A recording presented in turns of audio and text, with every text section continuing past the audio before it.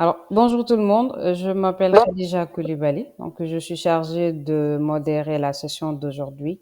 Voilà, donc je laisse la parole à Monsieur Emmanuel pour qu'il se présente un peu et nous expliquer un peu le thème d'aujourd'hui. Donc, Emmanuel, tu as la parole. Ok, bonsoir, merci Khadija. Donc, Merci à vous. bonsoir à tous, je suis Emmanuel Coupeau et je suis ingénieur machine learning.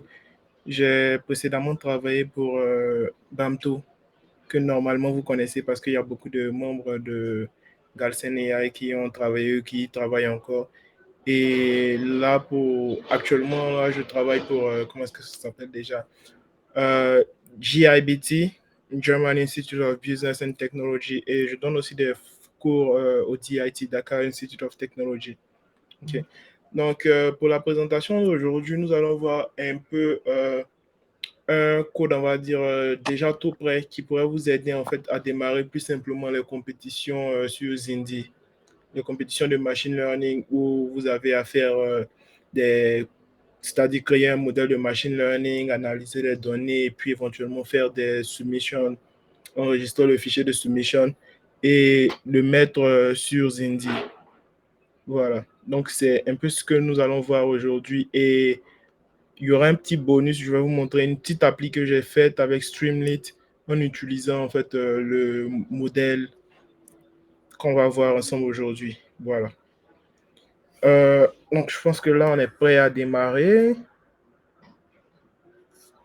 Voilà. Donc, ici, en fait, vous avez le lien pour la dataset. Je pense qu'on va... je vais changer l'écran que je partage rapidement, histoire qu'on aille faire un petit tour sur la dataset, histoire de lire un peu ce qu'on a comme jeu de données.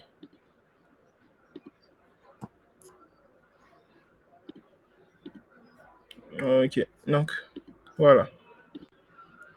Ok, donc ça, c'est le lien de la page Zindi, et ce lien-là, je peux vous le mettre aussi dans le chat rapidement, là. Où est-ce qu'il est, le chat? Voilà. Pour avoir accès à la dataset, vous avez besoin de créer un compte sur Zindi. Ça se fait en quelques clics, c'est super rapide. Vous mettez votre mail et le tour est joué. Voilà. Donc, cette dataset-là, elle est constituée en fait d'informations sur différentes personnes qui vivent dans différents pays d'Afrique. Et ce qu'on essaie de faire ici, c'est marquer. Pour ce challenge, il y a deux versions. Il y a une version en français et une version en anglais. Donc, vous pouvez choisir directement celle qui vous arrange ou utiliser Google Traduction si vous n'êtes pas trop à l'aise. OK. Donc, ici, on essaie de prédire quelles sont les personnes qui sont le plus probables d'avoir ou d'utiliser un compte bancaire. Voilà. Donc, on va venir un peu sur et on pourra voir éventuellement les différentes informations qu'on a. Donc, ici, on va voir qu'on a un zip qu'on peut télécharger.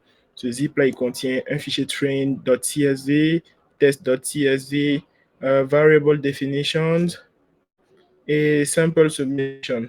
Voilà. Donc, ça va nous permettre d'avoir des informations sur notre jeu de données. Et on va voir ça directement dans le notebook dans quelques instants. Donc, ici, on va faire de la classification binaire comme c'est marqué. Donc, on va prédire un 0 pour les personnes qui n'auront pas de compte bancaire et puis un 1 pour les personnes qui ont un compte bancaire selon notre modèle. Voilà. Donc, le challenge, il est tout simple. On nous donne des informations sur un ensemble de personnes avec notre variable à prédire. Donc, c'est un challenge de machine learning supervisé. Voilà. Donc, nous allons utiliser le jeu d'entraînement qui contient notre target que nous allons splitter de sorte à avoir une partie pour faire l'entraînement, une autre partie pour faire une évaluation, de sorte à estimer un peu les performances de notre modèle. Et après ça, nous allons utiliser le jeu de test pour faire des prédictions à l'aveugle. Et ces prédictions-là, nous allons les enregistrer dans un fichier qui sera considéré comme le submission CSV. Et ce submission-là, on va le soumettre à Zindi. Et Zindi va calculer notre score et nous afficher sur le leaderboard. Donc, en fonction de comment est-ce qu'on a performé pour le challenge, on va être affiché là et on aura le score éventuellement. Voilà. Donc, ça, par exemple, on voit qu'il y a quelques mois, j'avais fait quelques submissions. Voilà.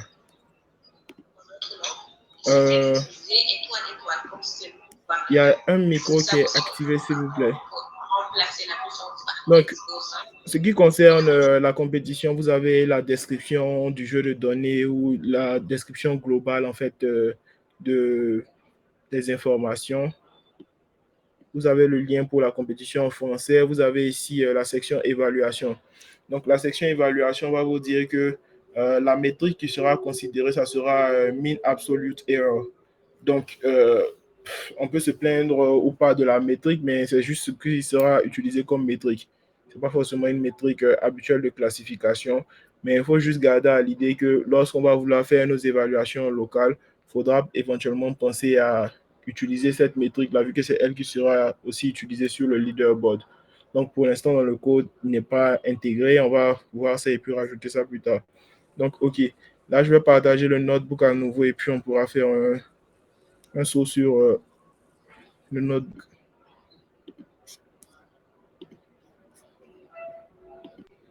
OK, voilà. Donc là, en fait, pour l'instant, j'ai le code tout en un bloc. J'ai le code tout en un bloc et on va détacher les différentes sections du code et puis on va l'étudier.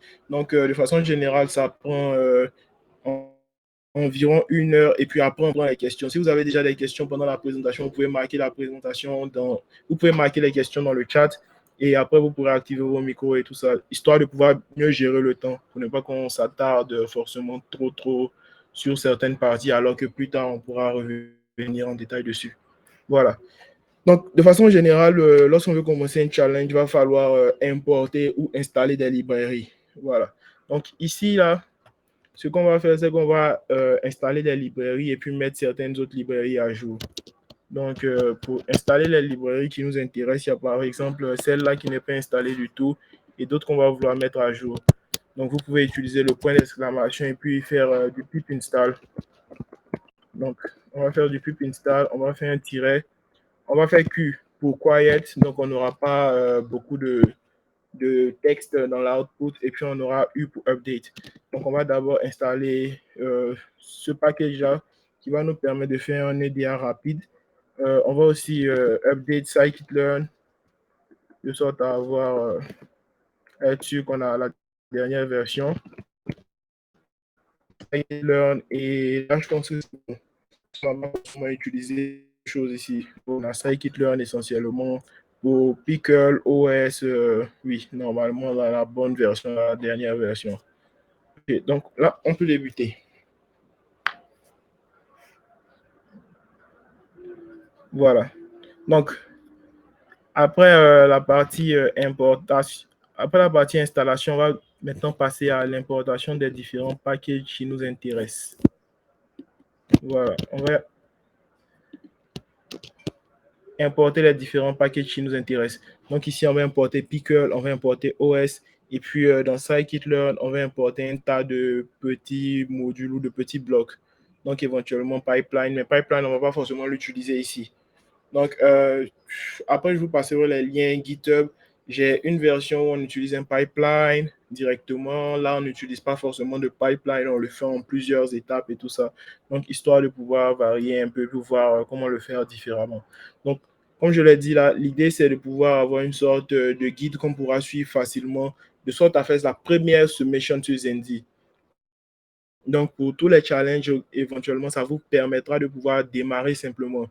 Et après, ce qu'il faudra faire pour améliorer ces résultats, c'est changer de modèle, faire plus de feature engineering et utiliser des grid search pour faire de l'hyperparameter tuning. Comme ça, on va trouver en fait les meilleurs hyperparamètres possibles pour le ou les modèles qu'on décide d'utiliser. Voilà. Donc, 99,9% du temps, ce qui va faire la différence entre celui qui sera premier et celui qui sera dernier, ça sera le modèle utilisé, les hyperparamètres du modèle et puis le feature engineering qui a été fait. Donc, à quel point les différentes personnes vont processer ou vont utiliser les données de façon efficace. C'est ça qui va faire la différence. Voilà. Surtout pour la compétition des machine learning où la puissance de calcul ne compte pas tant que ça quand la dataset n'est pas très grande. OK, donc là, on va passer à l'installation. Donc, de façon générale, ce que je fais, c'est que je rajoute aussi des sections titres de sorte à pouvoir scroller plus facilement dans notre jeu de données.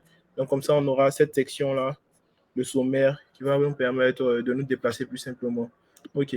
Donc, ici, là, ça sera un peu de configuration. Donc, on va mettre la partie configuration et puis on va regarder ça ensemble. Voilà. OK. Donc, en ce qui concerne la configuration, on va définir les différents chemins de où est-ce qu'on veut sauvegarder les informations, où est-ce qu'on veut sauvegarder notre dataset, et puis aussi lancer les commandes qui vont nous permettre de télécharger notre dataset. Donc, la dataset, en fait, je vais la télécharger avec un package qui s'appelle JDown. Et ce package-là va nous permettre de télécharger ça depuis mon Google Drive. Donc, moi, je l'ai téléchargé de Zendy. Comme pour Zendy, il faut avoir un compte.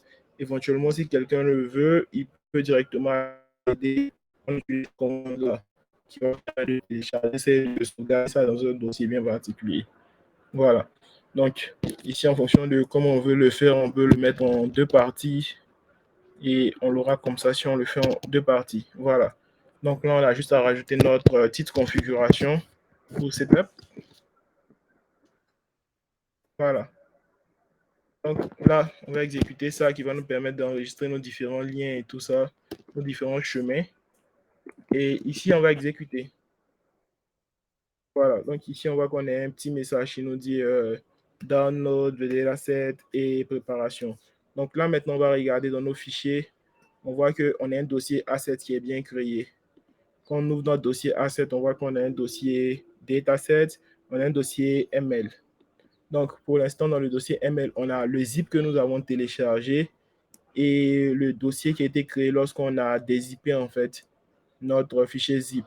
Donc, on voit bien qu'on a test.csv, on a train.csv, on a aussi un starter notebook que Zendy fournit parfois pour certaines compétitions. Ici, le dossier est vide. Donc, ce dossier ML, on va sauvegarder en fait les informations importantes pour nous plus tard. Donc, c'est-à-dire, on va sauvegarder notre modèle de machine learning, ainsi de suite, nos différents, comment est-ce que ça s'appelle, scaler, encoder, ainsi de suite, de sorte à pouvoir les utiliser dans la petite application que je vais montrer à la fin. Voilà. Donc, là, c'est fait pour cette partie-là. Et pour la suite, on va maintenant charger notre dataset. Donc, pour charger notre dataset, c'est vraiment super simple. Donc là, on va prendre ce code-là et on va le mettre dans une nouvelle cellule.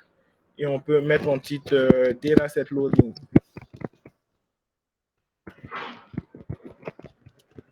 OK. Donc, ici, là, on a chargé notre dataset. Et on peut avoir des informations rapidement sur notre dataset. Donc, on voit qu'on a 23 524 lignes dans notre jeu de données, qu'on a 13 colonnes. Donc, voici les différentes colonnes. On voit qu'on a country, on a year, on a unique ID, on a bank account, on a location type, cell phone, access, household size, ainsi de suite. Donc, ici, si on veut plus d'informations, par exemple, sur notre jeu de données, il y a un fichier qui nous permet d'avoir plus d'informations sur notre jeu de données. La description des variables. Donc, ce qu'on pourrait faire également, c'est juste, par exemple, copier cette ligne-là et faire ça. Ensuite, on a juste à venir modifier rapidement le chemin en regardant le chemin ici ou le nom du fichier. Donc ici, on a variable definition.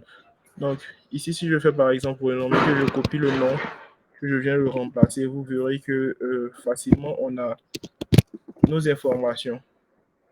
Voilà. Donc, on a nos informations. Donc, on sait que country, c'est country interviewee is in. Donc, c'est l'endroit où la personne qui répond aux questions vit. Voilà. Year, c'est l'année dans laquelle l'évaluation ou l'enregistrement des informations a été faite.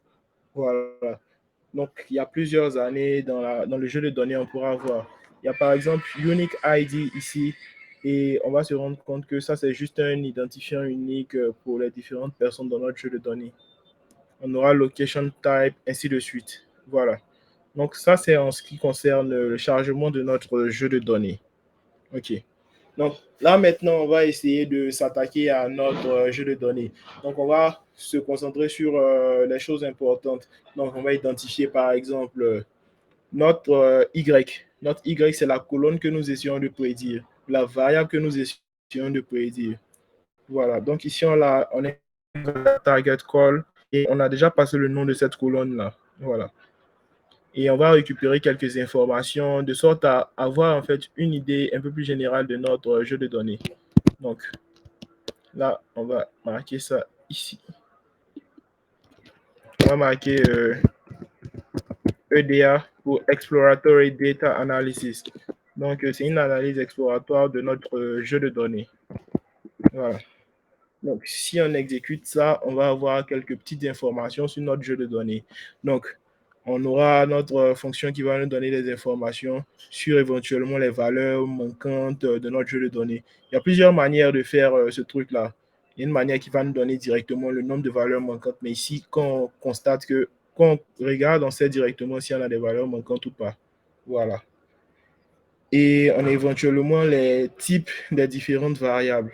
Donc, lorsqu'on a object, ça peut être soit une date qui n'est pas encore en format date ou juste une valeur qui n'est pas numérique. Voilà. Pour le reste, on aura int 64 ou float 64. Pour les valeurs qui sont numériques, on peut utiliser le describe et le describe va nous donner des informations sur ces valeurs numériques-là. Donc, ici, on voit déjà qu'on a trois valeurs, trois variables numériques.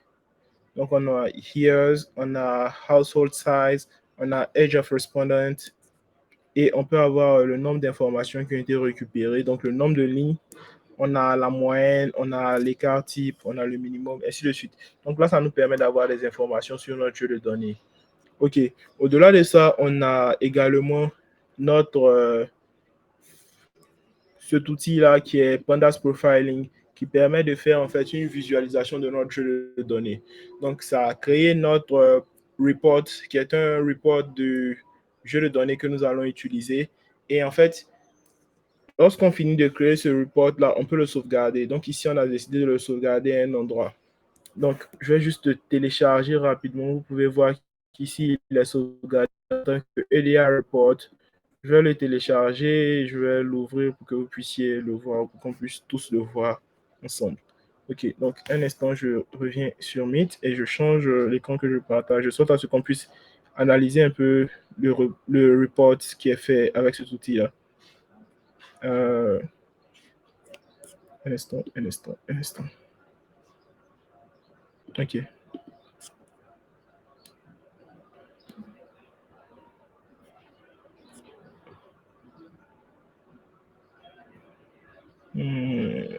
Ok, le nom de la page, c'est dataset. Ok, donc normalement, vous pouvez voir la page maintenant. Voilà. Donc maintenant, vous pouvez voir la page. Donc on a Overview, on a des informations sur les différentes variables. Donc on peut être dans la section Overview, on peut être dans la section Variables. On va voir les différentes variables. Donc on sait qu'on a Country qui est catégoriel, Years également qui est catégoriel, ainsi de suite. Donc, on peut parcourir les différentes variables et puis avoir des informations. Donc, ici, par exemple, pour notre target qui est boolean, ça signifie que c'est binaire, en fait, c'est juste true or false. Donc, ici, on peut voir qu'on a une dataset qui est déséquilibrée.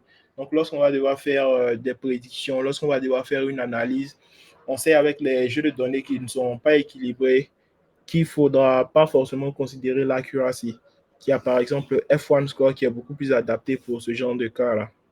Voilà. Donc, en fait, cet outil-là vous permet d'avoir des informations assez rapidement sur votre jeu de données. Donc, vous pouvez l'utiliser souvent, mais en fonction de la taille de votre jeu de données et la quantité de RAM de votre machine, ça peut parfois planter. Donc, sur Colab, parfois, ça va planter. Donc, oui, lorsque ça plante sur Colab, c'est parfois mieux de télécharger le jeu de données et puis juste d'installer le package, faire cette petite configuration-là.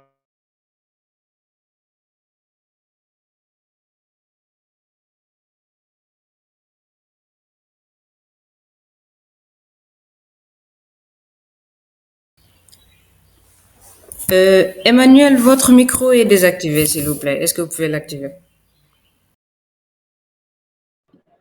Ok, c'est juste désactivé là où ça fait longtemps.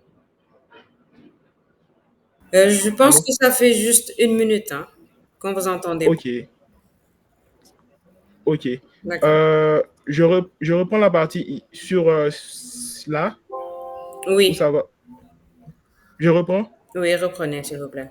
Ok, pas de souci. Ok, donc je disais qu'en fait, ici, on avait le rapport qui avait été créé par l'outil Pandas Profiling. Donc, vous lui passez un jeu de données et lorsque vous passez ce jeu de données-là, il vous permet d'avoir un reporting du jeu de données. Donc, il va vous donner des informations sur les différentes variables que vous avez. Il va vous donner des informations concernant les valeurs manquantes, concernant comment est-ce que ça s'appelle déjà, la corrélation entre les variables, un tas d'informations. Donc, je disais que parfois, avec Google Colab, il y a des, comment est-ce que ça s'appelle déjà? Il y a des bugs en fait lorsque vous l'utilisez. Donc, parfois, ça va bugger parce que vous n'avez pas suffisamment de RAM. Donc, dans ce cas-là, c'est mieux de télécharger la dataset localement, d'installer ce package-là et puis d'utiliser le code de sorte à sauvegarder ce fichier-là en HTML comme je l'ai fait. Donc, quand vous allez le sauvegarder en HTML, vous allez pouvoir l'ouvrir dans votre navigateur comme ça. Et tout au long de votre compétition, vous allez pouvoir revenir sur le jeu de données et puis essayer de penser des stratégies. Voilà. Donc, c'est de façon générale, en fait, lorsqu'on finit de faire sa première submission, on revient au jeu de données et on se demande qu'est-ce qu'on aurait pu mieux traiter, qu'est-ce qu'on pourrait faire différemment. Est-ce qu'il y a, par exemple, des variables qu'on pourrait associer différemment, ce genre de choses-là? On pense au Feature Engineering et à l'Hyperparameter Tuning. Donc, comment mieux configurer son modèle de sorte à ce qu'il nous apporte de meilleurs résultats. Donc, après votre première submission, c'est éventuellement ces différentes tâches que vous avez à faire. Donc, vous allez souvent revenir à votre EDA pour voir qu'est-ce que vous pouvez associer, qu'est-ce que vous pouvez gérer différemment, ce genre de choses-là. Voilà. Donc, c'est un peu ce que je disais. Donc, là, vous avez votre report et puis vous pouvez avoir beaucoup d'informations. Donc, si vous cliquez sur corrélation, vous allez voir les corrélations entre différentes variables. Donc, là, par exemple, si vous avez certaines variables qui sont fortement corrélées entre elles, mais pas avec comment est-ce que ça s'appelle? La variable que nous essayons de prédire, on peut, en ce moment-là, penser à supprimer l'une de ces variables ou certaines de ces variables-là, selon la corrélation qui est calculée. Voilà. Pour les valeurs manquantes également, on a une vue sur les valeurs manquantes. Donc là, on sait qu'on n'a pas forcément, on n'a pas de valeurs manquantes dans notre jeu de données. Ce qui est un plus parce qu'on n'a pas forcément à faire beaucoup d'efforts pour les traiter. Et on a une visualisation et tout ça. Donc cet outil-là est très utile et je vous recommande de l'utiliser dans la mesure du possible. Ça ne va pas forcément vous faire gagner une compétition, mais ça va vous permettre de gagner du temps et parfois le temps, c'est ce qui manque. Ok, donc là, je vais juste revenir au code et puis on va continuer d'explorer le code. Donc, activer. Désactiver. Voilà. Ok, donc on était à notre EDA. Donc, comme on l'a dit, on a sauvegardé notre rapport en utilisant Pandas Profiling et la classe Profile Report. Voilà. Donc, après ça, de façon générale, maintenant, ce que moi je fais, c'est que je fais, on va dire, un peu de processing sur la dataset. Donc, je vais isoler en fait mes colonnes qui sont catégorielles de celles qui sont numériques, de sorte à appliquer les mêmes traitements. Parce que la plupart du temps, les colonnes catégorielles, on va les traiter d'une certaine manière. Les colonnes numériques, on va les traiter d'une manière un peu différente. Voilà. Donc, par traitement, si on ne veut pas faire d'efforts, ou vu que c'est notre première submission qu'on cherche à faire, on peut juste se contenter pour les variables numériques de juste les encoder. Pour les variables numériques, on va se contenter de remplacer les valeurs manquantes s'il y en a. Et après avoir remplacé les valeurs manquantes, on va les scaler. Donc, le scaling ou la normalisation va permettre de les mettre à l'échelle, de les mettre à la même échelle, de sorte à ce que notre modèle ne soit pas biaisé par les différentes valeurs et tout ça. Donc, ça conserve la distribution et ça change d'échelle. Voilà. Donc, pour faire ce truc-là, la plupart du temps, voilà comment je le fais. Donc, je vais juste prendre cette partie du code-là et puis on va mettre ça quelque part. Donc, ici, là, ça sera data scaling comme titre. Plutôt data splitting.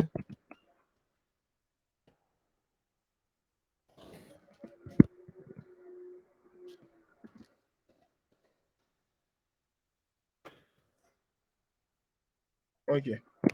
Voilà. Donc, ce qu'il faut faire, c'est de rajouter en fait notre colonne qui nous sert d'identifiant unique. Ici, dans les colonnes à ignorer.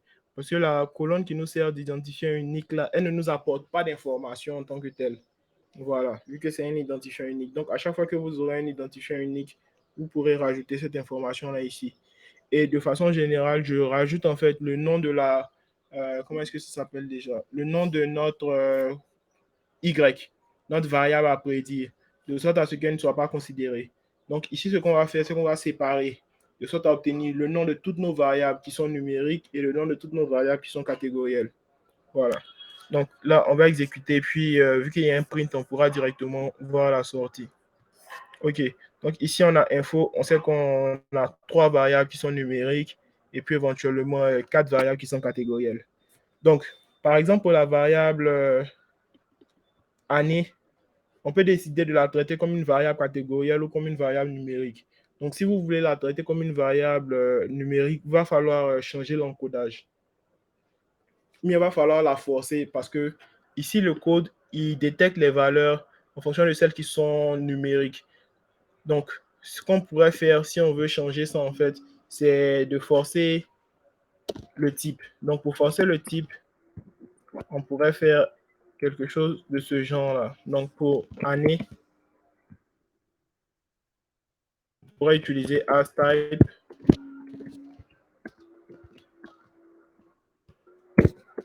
asType et object. OK. Je suis pas sûr qu'il y a le underscore, donc je vais essayer dans une autre cellule et puis on va voir ce que ça nous ressort. OK, asType n'existe pas comme ça. Voilà. Donc, en ce moment-là, on voit que le daytype a changé. Donc, si j'exécute ce bout de code-là de cette manière, si on a quelque chose comme ça, on peut le faire comme ça, mais là, la plupart du temps, ça génère un warning parce que ce n'est pas la méthode la plus optimisée. Ce que vous pouvez faire, c'est le faire plutôt avec quelque chose comme lock. Vous faites lock, vous faites ça. Voilà. Donc, ici, là, ça va remplacer notre variable. Donc, elle va passer de numérique à catégorielle. Donc, elle va changer de zone, en fait, dans notre jeu de données pour être considérée différemment. Donc, ça, pour un deuxième essai, on peut tester cette méthode-là et puis analyser les résultats qu'on aura. Voilà. Donc, ici, on peut juste marquer en commentaire.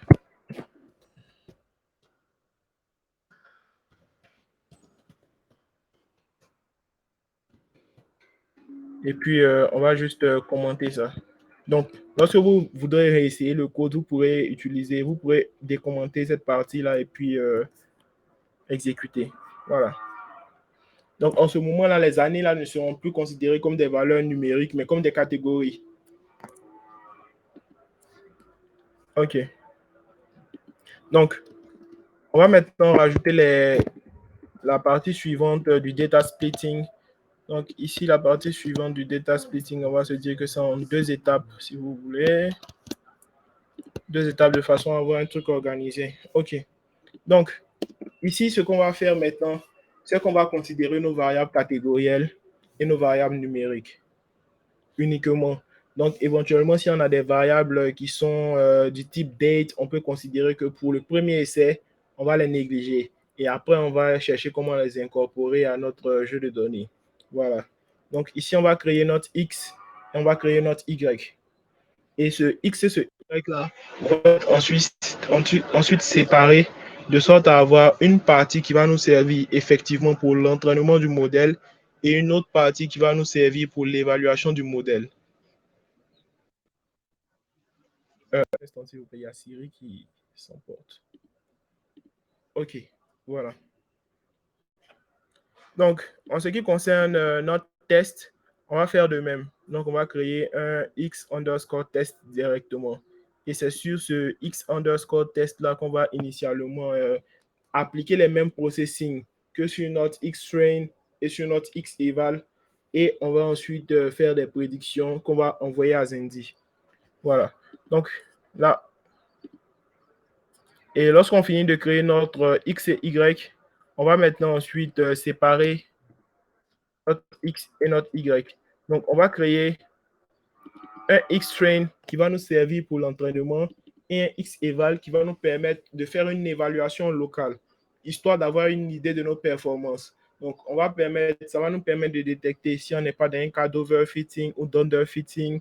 Ça va nous permettre aussi d'avoir une idée de notre score éventuel sur le tableau de score, sur le leaderboard. Voilà. Ici, ce Stratify-là, ça vous permet pour les compétitions où c'est la classification, ça vous permet de maintenir la même distribution entre vos différents jeux de données.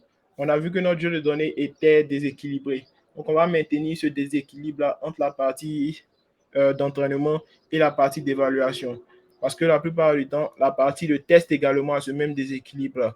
Donc, si on le fait différemment, ça peut en fait biaiser notre modèle. Donc, notre modèle, il aura tendance à, on va dire, vouloir rééquilibrer les choses alors que par défaut, c'est comme ça que la dataset est, que le jeu de données est. On sait qu'on a peut-être dans ce cas-là beaucoup moins de personnes qui ont un compte que de personnes qui n'ont pas de compte. Plutôt beaucoup plus de personnes qui n'ont pas de compte que de personnes qui ont un compte. Voilà. Donc, ici, on va exécuter et... Attendez, je rajoute...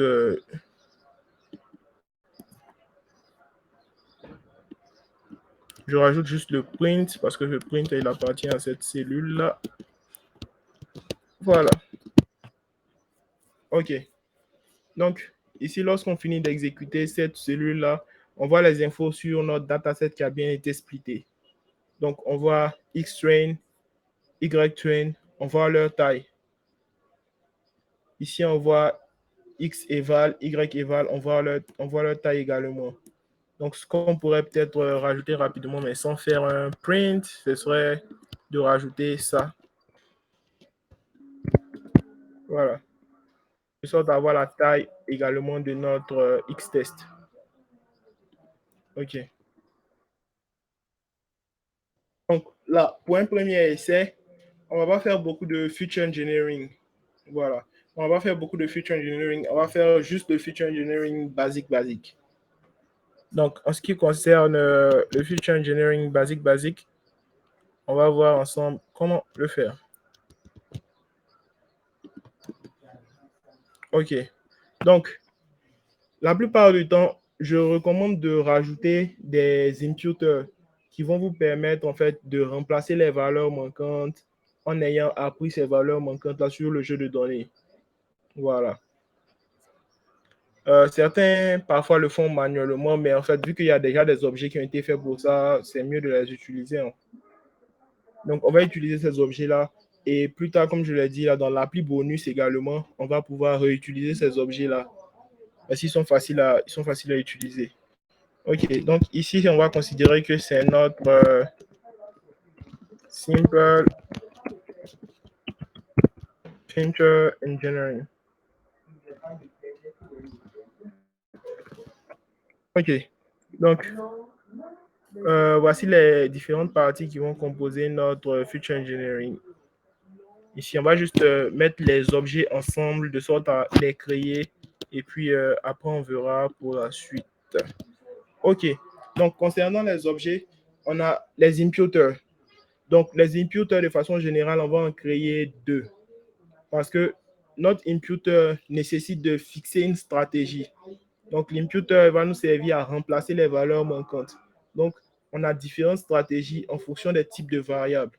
Donc, pour les variables qui sont numériques, très souvent, on va remplacer par la valeur moyenne ou la médiane. Et pour les valeurs qui sont catégorielles, on va remplacer par la valeur la plus fréquente, le mode en français, ou on peut décider de remplacer arbitrairement par une valeur fixe. Donc ici, on a décidé de remplacer par la valeur la plus fréquente, most frequent. OK. Pour ceux qui suivent un peu l'actu sklearn ou l'actu ML, vous avez vu qu'il y a quelque temps, en fait, ce truc-là a été rajouté. Donc, ça permet de spécifier que on veut que notre imputer nous retourne des pandas data frame. Parce qu'à l'origine, en fait, lorsqu'on ne rajoute pas ce truc-là, ça nous retournait en fait des NumPy array. Et avec les NumPy array, là, on perdait les colonnes, on avait des difficultés pour faire des visualisations ou pour faire plus de processing. Bon, des difficultés, c'est relatif parce qu'on pouvait facilement forcer forcer la création. Si vous vous promenez un peu sur mon GitHub, vous allez voir que j'ai deux versions, j'ai plusieurs versions en fait. La version avant que cette fonctionnalité-là n'arrive et après. Voilà. Donc là, on va créer les imputers. Donc on va mettre les imputers ici. Donc les imputers, c'est la première des choses. Ça sera le premier étage, on va considérer.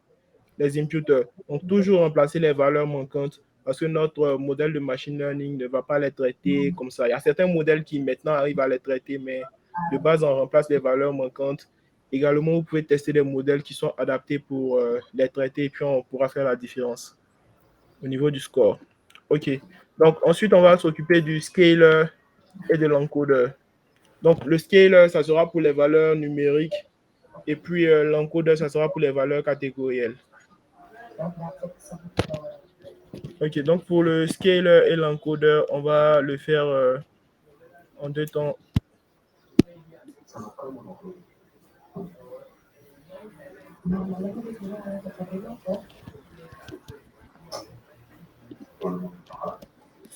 Il y a quelqu'un qui a activé son micro, s'il vous plaît.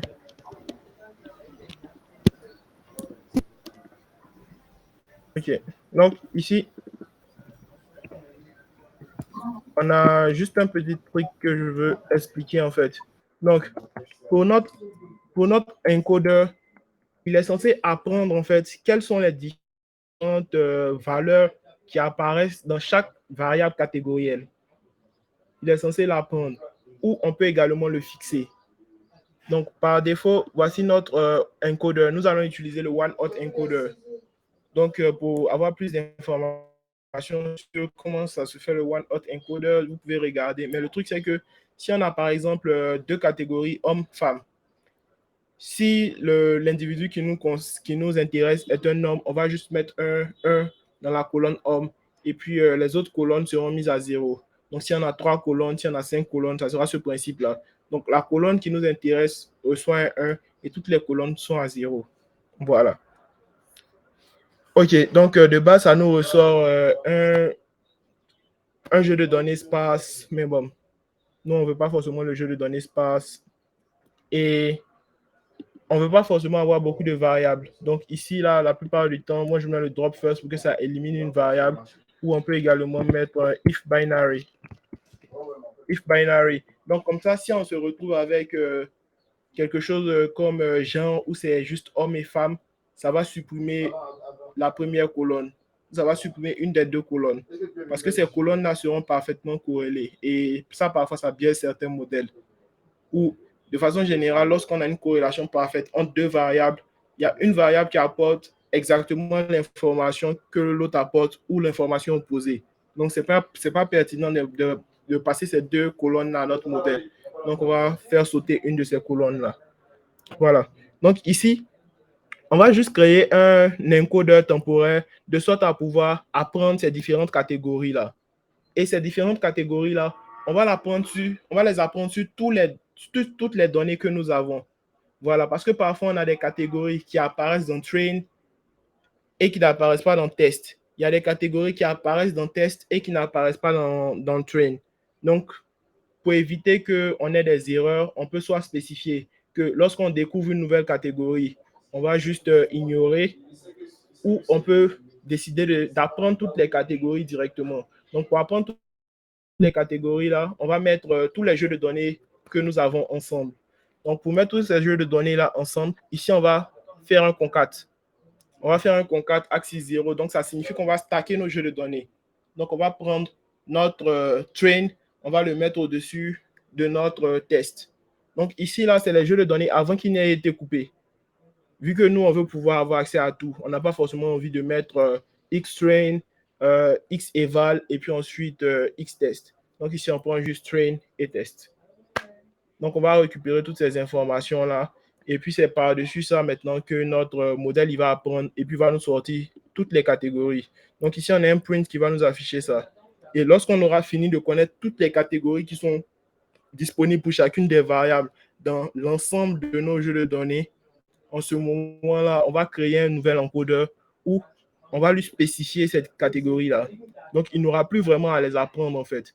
C'est vrai qu'on va utiliser la méthode fit parce que c'est obligatoire, mais il connaîtra ces catégories-là à l'avance. Comme ça, au moins, on est sûr que s'il y a une catégorie qui apparaît dans le test, mais qui n'est pas dans train, on ne va pas manquer cette information-là, ou bien on ne va pas manquer cette catégorie-là. Certains décident de juste l'ignorer, mais moi, la plupart du temps, je le fais comme ça. OK, donc ici, on va exécuter ça et on va voir. Donc là, on a un message qui nous dit que, par exemple, pour la catégorie marital status, voici les différentes options qu'on a.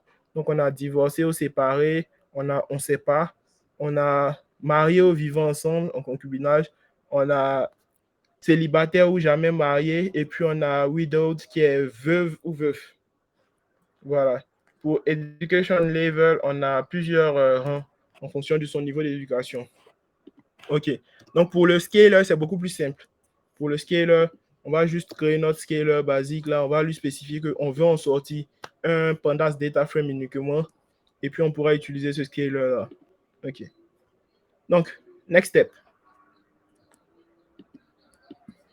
Donc, là, on va prendre cette partie-là. On a bientôt fini. OK. Donc, ici, on décide de créer une variable qui va contenir toutes les informations catégorielles après les différents traitements qu'on va faire. Donc, c'est comme si on séparait en fait nos traitements, comme je l'ai dit. On va séparer pour traiter les variables catégorielles entre elles et puis les variables numériques entre elles. Donc ici, ce non-là, c'est juste pour avoir une valeur de départ, pour éviter de faire un if-else. Il n'y a pas forcément envie de faire un if-else, donc je veux juste le faire comme ça. Ou éventuellement, on peut faire un ternary si vous êtes habitué à ça. Ça dépend de vous en fait. Je pense que un peu plus bas, je fais un ternary parce que, ouais, ça va. Voilà. Donc ici, on vérifie si on a des variables catégorielles. Parce que dans certains jeux de données, vous n'avez pas de variables catégorielles. Donc si vous n'avez pas de variables catégorielles, vous ne pourrez pas utiliser votre encodeur.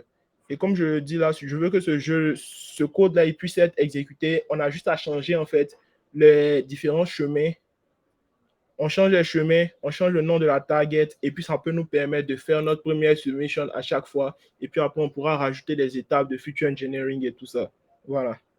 Donc, ici, ça vérifie si on a des variables catégorielles. Ici, ça vérifie si on a des variables numériques. Et si on a des variables numériques, en ce moment-là, ça va entraîner notre scaler et ça va lui demander de retourner directement une valeur. Ça va entraîner notre imputer et ça va lui demander de retourner directement une valeur. Et ici, on voit que les entraînements sont toujours faits sur les parties X. Donc, X, et on spécifie les colonnes numériques. Ici, c'est X et on spécifie les colonnes catégorielles. Et lorsqu'on finit, on aura notre xnum train, on aura notre notre xtrain num pour numérique, et puis on aura notre xtrain 4 pour catégoriel. Donc, vu qu'on a fixé les valeurs par défaut ici plus haut, lorsqu'on n'aura pas ces informations-là, le num là va nous permettre le non va nous permettre de ne pas avoir d'erreur. Donc, ça va juste considérer que, bon, pour ce jeu-là, on essaie de faire une concaténation, mais vu qu'on concatène avec rien, ça va juste nous retourner notre information et puis ça sera stocké dans xtrain OK. Le OK, c'est pour signifier que cette variable-là contient un jeu de données qui est prêt à être passé à un modèle de machine learning.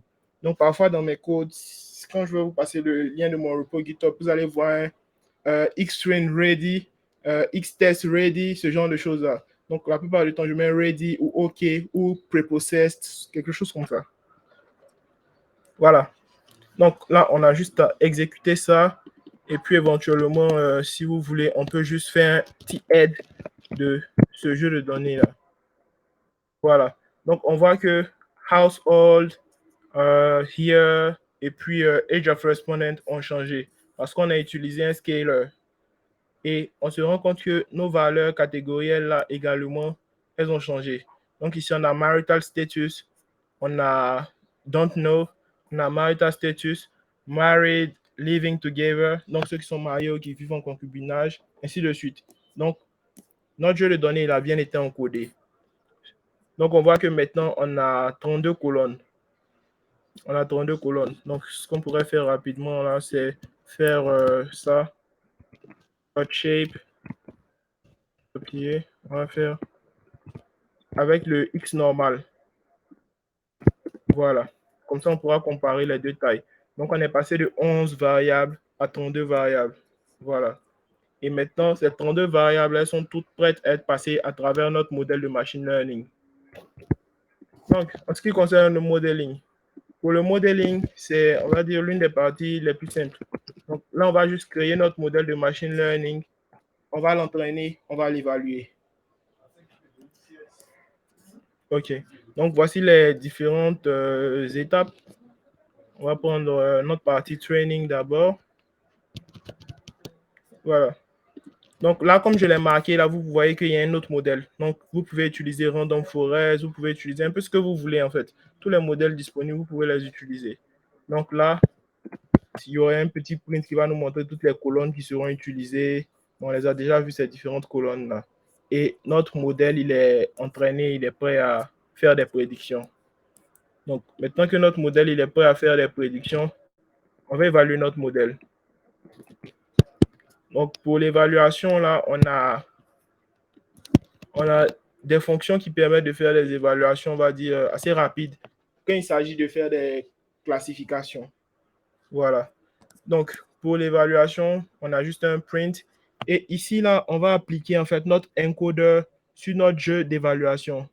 On va appliquer notre encodeur, on va appliquer notre imputer. Donc ici, là, on ne considère pas. On se dit juste, nous, on a un imputer. Si notre imputer, il est entraîné ou si notre jeu de données, il contient des variables, des valeurs manquantes, notre imputer va se charger de remplacer ces valeurs manquantes-là. Donc, de la sorte, si vous vous trompez, que vous passez en fait un jeu qui n'est pas préparé, ben, il va se charger de remplacer, ainsi de suite, et puis vous n'allez pas forcément avoir des erreurs. Maintenant, si vous voulez utiliser une application, vous pouvez juste dire à votre développeur de spécifier que nous voulons que tous les champs soient remplis, sinon ça va générer une erreur. Comme ça, vous n'allez pas avoir remplacé par des valeurs manquantes. Ça dépend de vous et puis des contraintes de votre métier. Voilà.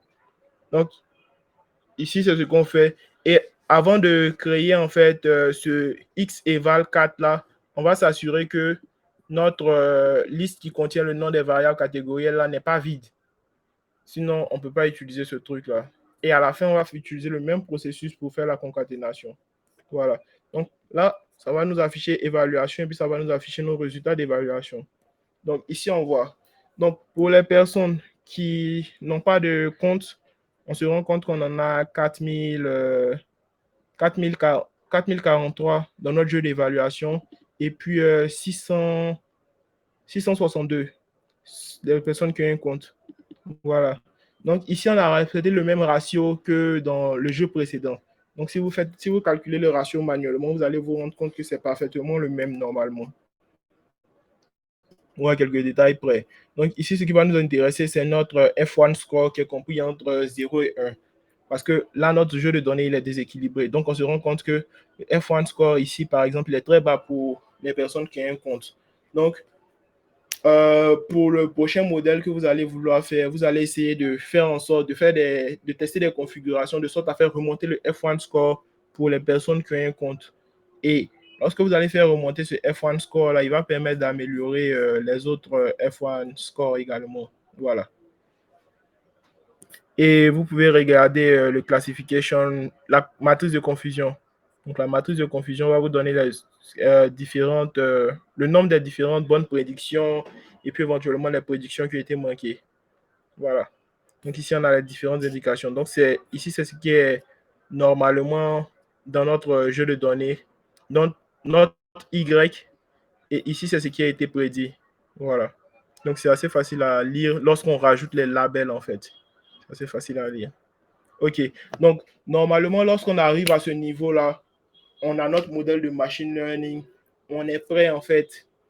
À ce niveau-là, il y a certains qui décident de réentraîner le modèle sur tout le jeu de données, c'est-à-dire sur Xtrain et Xeval. Parce qu'ils ont constaté que, bon, il n'y a pas de, par exemple, il n'y a pas d'overfitting, il n'y a pas d'underfitting. Donc, ils vont tout entraîner et puis vont faire une submission. Mais vous pouvez juste garder le jeu de données tel quel et puis vous allez faire une submission qui sera déjà pas mal en fait. OK. Donc, pour ce que j'ai marqué plus bas, ce qui concerne l'exportation, c'est pour pouvoir utiliser tous les éléments que j'ai créés là dans mon application. Donc, ici, là, vous pourrez l'exécuter plus tard. Donc, si vous voulez, on l'exécute juste rapidement là. Et puis, ce qui va nous intéresser, ça sera voir à quoi ressemble notre submission. Donc là, on va faire first submission. First submission. Et puis, en bas, on va juste séparer ça par un titre exportation. Exportation. Voilà. Donc, ici, ce qu'on va faire, c'est qu'on va regarder notre fichier de submission, à quoi il ressemble initialement. Parce que Zendy nous a donné un fichier exemple. OK. Donc, on voit que notre fichier exemple, c'est à ça qu'il ressemble en fait. Il contient les identifiants uniques, un espace, un X, le pays et ensuite la prédiction. Voilà. Donc, nous, on va faire en sorte de configurer également notre prédiction de la même manière. Donc, notre prédiction, comme on l'a dit ou comme on le sait pour ceux qui ont déjà participé à des compétitions, on doit la faire sur notre jeu de test. OK. Donc, notre jeu de test, là, on a déjà défini les variables qu'on allait utiliser. On a décidé que notre jeu de test, il allait s'appeler xtest. OK. Donc, si on fait xtest pour vérifier, x underscore test, on a notre jeu de test qui est bien là, normalement. OK. Donc, on voit bien que notre jeu de test, il n'est pas encore traité et tout ça. Donc, vu que notre jeu d'évaluation, il est traité de la manière dont on doit traiter notre jeu de test, on peut aller copier-coller ce code-là et puis pour aller un peu plus vite. OK, donc on va juste copier cette zone. Si on veut, on peut même copier ça et puis changer tout ça. Voilà. Donc,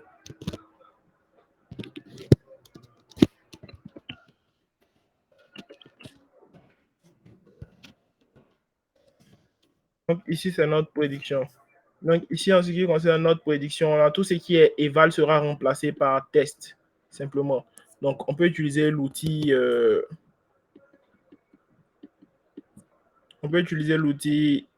que nous offre, comment est-ce que ça s'appelle déjà ce truc-là?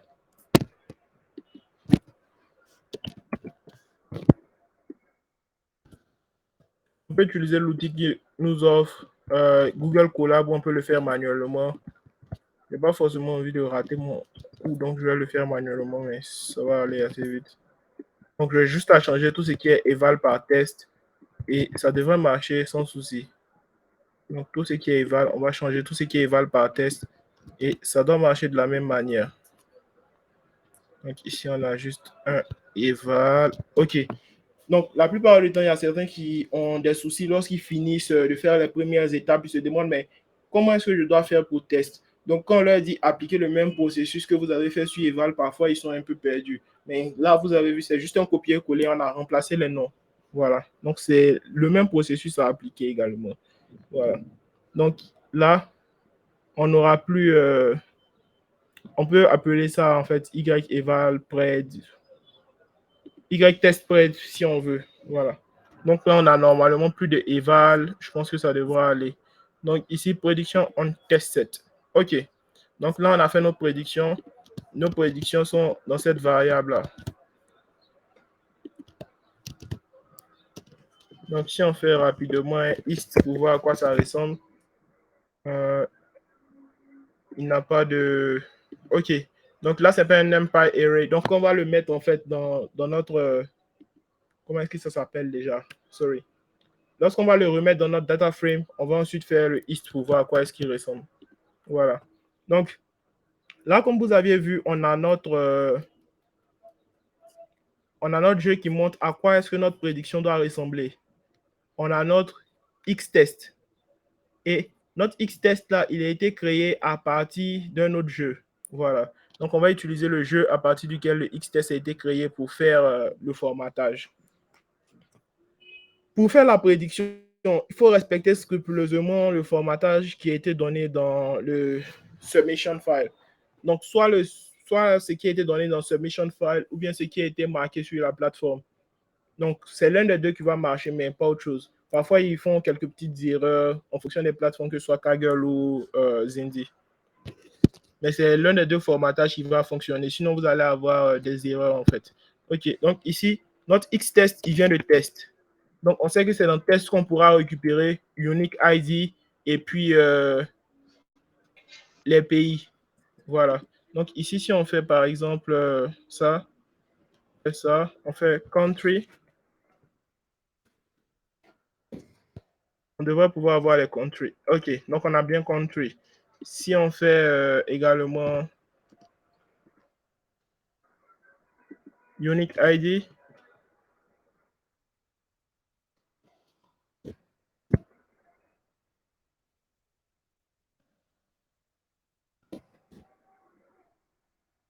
OK. Donc, on a juste à récupérer ces deux valeurs-là et puis les associer. Donc, pour récupérer ces deux valeurs-là, les associer, on peut le faire en deux temps comme ça. Faisons-le. OK, donc plus. Ici, on va juste mettre une chaîne de caractères au milieu. Si c'est espace, X, espace. Donc, je le fais à vue d'œil et je l'ai déjà fait il y a quelques temps, il y a quelques mois. Donc, ça devrait pouvoir aller sans trop de soucis. OK. Donc, si je fais ça, je vais voir que est-ce que j'ai mes informations? On me dit country. Non, je pas ça comme je veux. Allô, Emmanuel? Oui, Excuse-moi, c'était juste pour te dire qu'il ne nous reste pas beaucoup de temps avant de passer aux questions. ouais. On a quasiment terminé. Donc là, ça va. Ça marche. Donc ici, voilà, on a ce qu'on veut. Donc, on peut prendre cette information-là. On peut créer un nouveau jeu de données si on veut. On peut faire un jeu de données tout simple. Donc, ce qu'on va faire, c'est que notre nouvelle submission, notre nouveau fichier DataFrame, on va décider de l'appeler par exemple comme ça, sub. On va créer sub. On va faire pd.dataframe. On va créer un fichier vide. On met ce truc-là et puis on va mettre ça dans sub avec le nom qui nous est indiqué. Donc, on met ça dans sub. Donc, comme je l'ai dit, on peut marquer ça avec iLock ou directement là parce qu'il est vide. Donc, ici, ça s'appelle Unique ID. Donc, on va juste copier ce même nom-là. Unique ID. On va copier le nom. Et puis, pour nos prédictions également, on va faire quasiment la même chose. Donc, là, pour nos prédictions, on sait qu'on a Bank Account. Ça s'appelle Bank Account. Et puis, on va prendre notre variable qui a été créée. Où est-ce que notre variable est? OK, notre variable est plus bas. Voilà, donc on peut prendre ce code-là et puis on va bouger avec tout simplement. Et après ça, on pourra arrêter pendant que vous poserez les questions. Je vais vous montrer l'application. Voilà. OK, donc ici, on peut prendre notre variable maintenant. Voilà.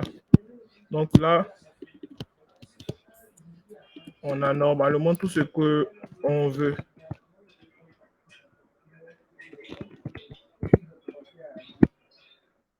Voilà, donc c'est à ça que ça ressemble en fait.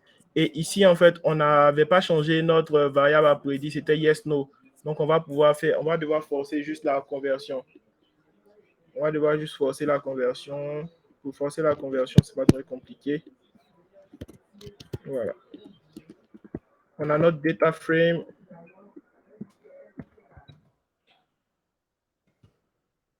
On fait un point replace. Je ne sais plus exactement le point replace, on le fait sur un data frame ou une série. Mais un instant, on va juste vérifier ça ensemble.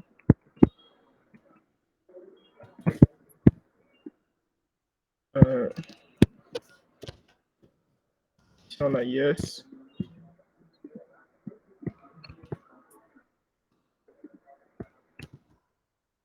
Si on a no. No. Et on devrait pouvoir remplacer, on doit remplacer par 0 et par 1. Voilà.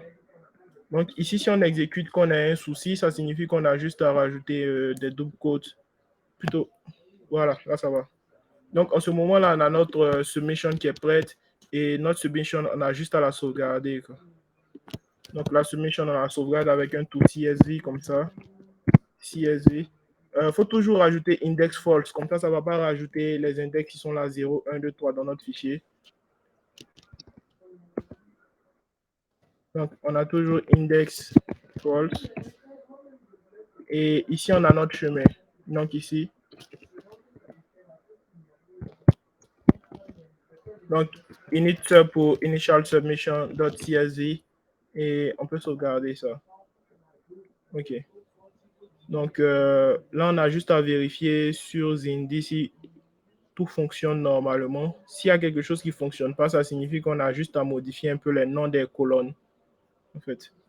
OK. Donc, là, ça va, c'est tout.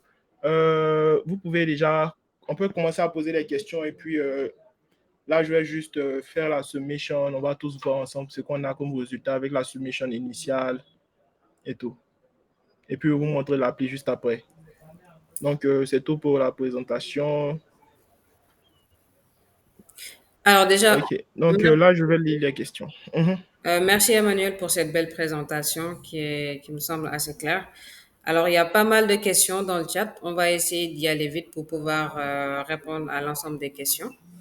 Donc déjà, il y a une première question de Adam Tra. Donc, je ne sais pas si tu as accès à l'ensemble des questions dans le chat. Oui, là, je vois. Est-ce que l'auto-EDR est plus efficace que de le faire manuellement? Tout à fait. Ça dépend de ce qu'on appelle plus efficace. Ça va vous donner les mêmes choses, en fait. Ça va vous donner un certain nombre de graphiques. Il y a juste besoin de savoir comment utiliser ces graphiques-là. Voilà, donc plus efficace, je ne sais pas. C'est juste des graphiques à interpréter et puis des informations à pouvoir extraire de ces graphiques-là. Donc, pour moi, c'est quasiment pareil. Mais le truc, c'est que avec, comme je l'ai dit là, parfois, si vous avez un gros jeu de données, ça va bugger si c'est sur Colab. Vous allez devoir passer sur votre ordinateur. Si vous n'avez pas suffisamment de RAM, ça va bugger. Donc, vous serez obligé de le faire manuellement, bien de splitter votre dataset en plusieurs bouts. Voilà. Alors, l'autre question, c'est... Oh, sorry. Désolé, hein. Donc, c'est celui de Alune. Je ne sais pas si tu as accès aussi, qui demande est-ce que Stratify Oui, oui. Y. Voilà. Donc, si tu peux répondre aussi. Non. Spotify, en fait, c'est pas pour gérer les cas d'unbalancing. C'est juste pour maintenir la même distribution. Donc, si votre jeu de données il est équilibré, ça va le garder équilibré. S'il n'est pas équilibré, ça va garder ça pas équilibré. Mais la plupart du temps, ce qu'on va utiliser pour gérer les jeux de données unbalanced, ça s'appelle Smooth. C'est un package, ça s'appelle Smooth. Je peux marquer le nom dans le chat. Ça s'appelle Smooth. Non, plutôt c'est Unbalanced Dataset ou quelque chose comme ça. Et si vous tapez Smooth, vous allez voir que c'est une technique qui permet de gérer ça. Donc, technique. Kadia, tu peux lire la prochaine question, s'il te plaît, pendant que je tape ça. D'accord. Alors, la prochaine question n'était pas adressée à toi. Je pense que c'était adressé à quelqu'un qui est dans le chat là, DEXTER.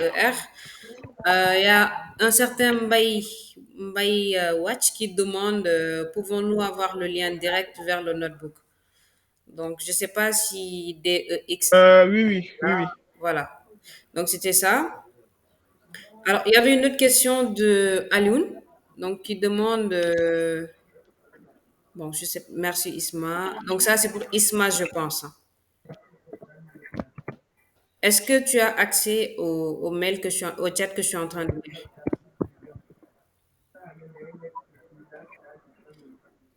Allô, Emmanuel? Oui. Oui, Euh, Alioun, c'est l'oversampling n'entraînera-t-il pas le biais conséquent? Et voilà. Donc, ça, je pense que la question, c'est plus pour Isma. Donc, je ne sais pas si Isma il est là. ok, Sinon, on peut passer à d'autres questions. pas de souci. Alors, il y a Philo Jitster qui demande bonsoir pour les débutants en mamelle, quelles sont les bases?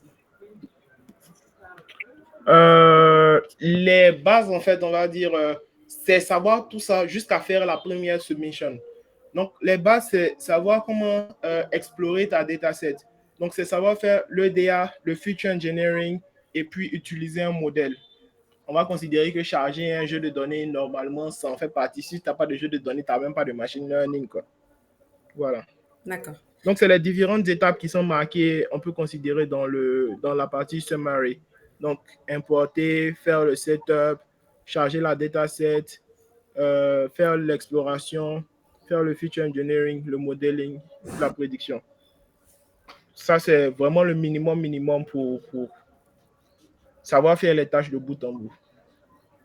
D'accord, c'est bien noté. Alors, je pense qu'il n'y avait plus de questions. S'il y a d'autres questions, merci de les mettre au niveau du chat. Sinon, voilà. Donc, il y a plus de questions pour le moment. OK. Donc là, je viens de mettre le fichier sur Zindi. Je vais juste partager Zindi, comme ça on voit ensemble ce que ça nous donne comme résultat. Ça s'appelle comment déjà? Zindi. Alors, nous avons une question de Suleiman, si tu peux regarder dans le chat. OK. Un instant. OK, nouvelle question. Tu peux revenir sur l'encodage des variables à plus de 1000 catégories. Quelle est la meilleure méthode? OK. Mais là, en fait, je partage pas mon écran. Un instant, je vais essayer de partager mon écran rapidement là, de sorte à ce qu'on puisse voir. OK. Donc, pour l'encodage, la plupart du temps, si tu as 1000 catégories, ça, c'est vraiment galère. Mais si tu as 1000 catégories, tu ne pourras pas utiliser le one-hot. Il y a différents types d'encodage. Donc, si tu as 1000 catégories, attends, je remonte rapidement. C'était Feature Engineering ici. Si tu as 1000 catégories, tu ne pourras pas utiliser le one-hot. Ça te fera trop de variables créées. Donc, si tu as 1000 catégories, tu pourras par exemple utiliser Binary, qui va te permettre de faire un encodage binaire. Tu peux aussi également décider d'encoder tes catégories en version en entier, en fait. Donc, pour ta première catégorie, tu mettras 1, pour la deuxième, tu mettras 2, ainsi de suite. Il y a un objet scikit-learn qui permet de le faire. Mais le souci avec cet encodage-là, la plupart du temps, c'est que ça va rajouter ça va rajouter une relation algébrique entre tes différentes catégories. Donc, ça risque de considérer ta catégorie 2 comme étant 2 fois plus grande ou 2 fois plus importante que ta catégorie 1, ce qui n'est pas le cas initialement. Voilà. Donc, la plupart du temps, ce qu'on va faire, c'est qu'on va utiliser one-hot ou binary. Est-ce qu'il y a une autre question? L'encodage par fréquence est-elle utilisable? Tu peux essayer d'utiliser un encodage par fréquence. Ça sera un peu comme si tu faisais du feature engineering. Rajoute, la plupart du temps, ce qu'on fait, c'est que tu rajoutes en fait les features que tu veux et ce qui va te permettre de déterminer si ta feature elle est importante ou pas. Ça sera par exemple d'afficher le feature important de ton modèle ou bien le score que tu auras à la fin. C'est sur ce score d'évaluation-là que tu pourras te baser et puis éventuellement ton score sur le leaderboard. Donc, de laisser erreur, quoi. Un peu en mode brute force. Y aura-t-il une séance pareille pour les débutants? Y aura-t-il d'autres séances pareilles? Et pour un débutant d'abord, peut-il participer au hackathon? Sur Zindi, oui. En fait, la compétition, par exemple, que nous venons de voir là, c'est marqué bon pour débutants. Donc, oui, vous pouvez parfaitement commencer avec ça. Un instant, je vais juste essayer de partager mon écran pour voir Zindi rapidement. Comme ça, on pourra regarder ensemble. Le souci, c'est que, OK, c'était monté complètement. OK. Voilà. Donc là, par exemple, voici notre submission qu'on vient de faire là. Notre submission nous donne un score comme ça. Donc, vous voyez que ce score-là, il n'est pas tellement loin de, on va dire, un score qu'on obtient avec 4 boosts. Mais le truc, c'est que c'est une compétition. Donc, la différence sur le leaderboard, elle peut ne pas être forcément très élevée, mais entre vous et le gars qui a 0,01 point d'écart, il peut avoir 100 personnes ou 10 personnes en fonction du niveau de la compétition. Mais on voit que là, directement en utilisant un modèle très basique et tout, on obtient un résultat qui est déjà bon. Donc, c'est notre fichier init-sub qui a été mis sur Zindi. Donc, vous pourrez également utiliser ce fichier-là de sorte à faire votre première submission Et puis après, faire plus de modifications, plus de feature engineering, considérer l'année comme une variable catégorielle au lieu d'une variable numérique, ce genre de choses-là. Ok, je reviens dans le chat. Pour ces séances-là, éventuellement, ouais, je pensais à en faire d'autres où j'allais rajouter des grid search, ce genre de choses-là, pour voir un peu l'hyperparameter tuning, ce genre de choses-là. Mais ça dépendra aussi de mon emploi du temps parce que parfois, comme je disais à Dergen, là, cette heure-là, c'est normalement mon heure de sieste en fait. Parce que la plupart du temps, après la semaine, là, je suis complètement rincé. Le vendredi, là, deux, j'ai deux meetings de 4 heures. Donc, ça fait que samedi, là, je manque d'inspiration pour faire. Mais aujourd'hui, je me suis dit, bon, c'est pas grave, c'est le cadeau du Ramadan.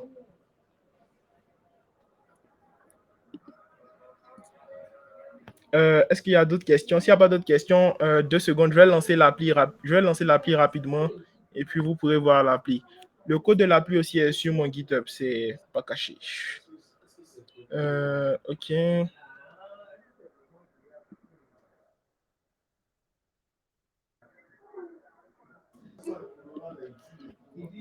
Ok.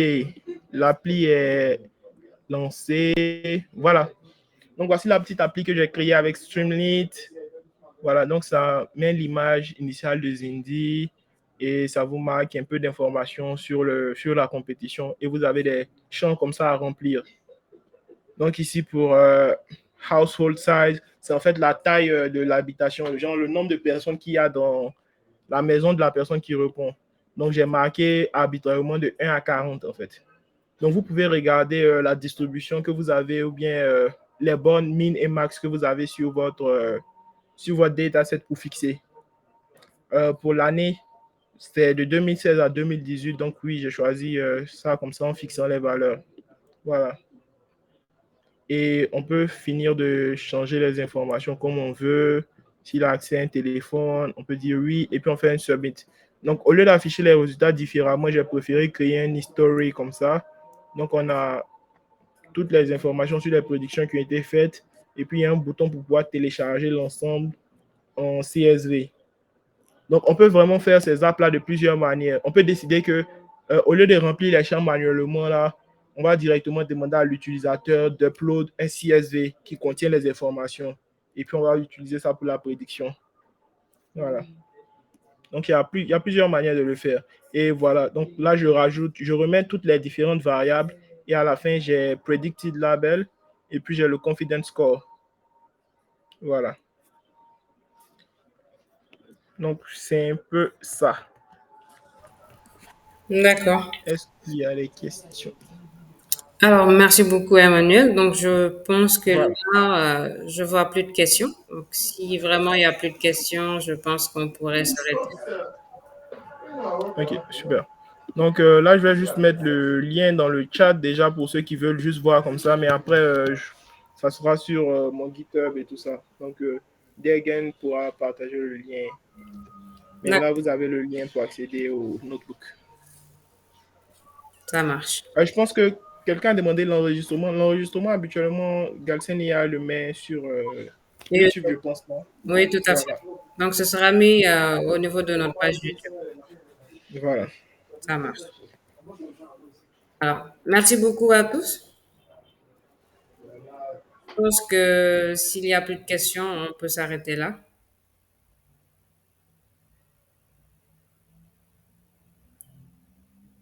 OK. Merci. Au revoir.